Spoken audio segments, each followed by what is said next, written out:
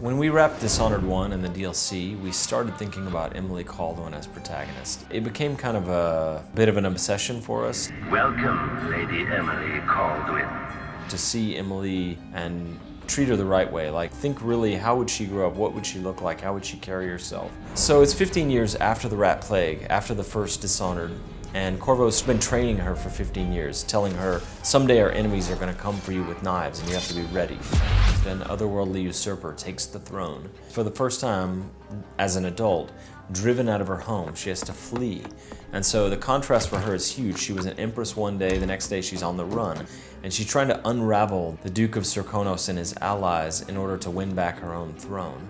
And so part of it is just like, take back what's yours. But at the same time, she begins to see the corrupting influences of bad leadership.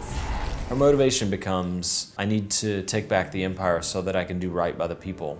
When we decided that Emily got to have her own powers, they needed to be interesting enough to be as cool as Corvo's.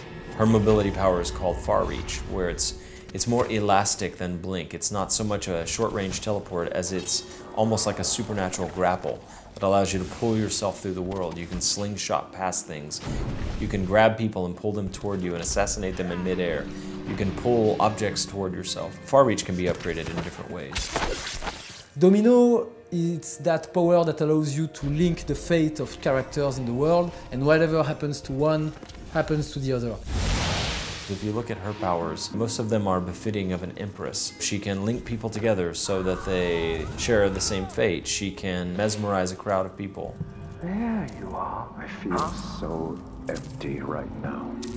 She's also a young woman who lived a pretty privileged life, punctuated by a brief time of darkness. All hail Her Imperial Majesty, Emili Colduin. She uses Shadow Walk and she becomes this inky monstrosity, and then for a brief time does some terrible things and then goes back to being the person that she normally is. And then it gets a bit crazy because Emily also has the power of doppelganger, where she can create a reflection of herself.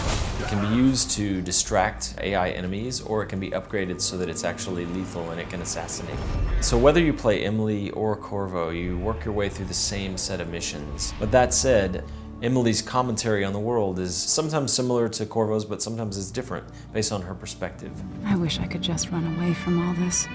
Sometimes you do. And one of the underlying themes of the game is that Emily, as Empress, is used to depending on a lot of other people to get what she needs. And in this situation, she's really only got herself to depend on. And then on top of that, because she is a former Empress, an Empress on the run, people react very differently when they see her than they do to Corvo. All that, and you have your father's eyes, your Imperial Majesty.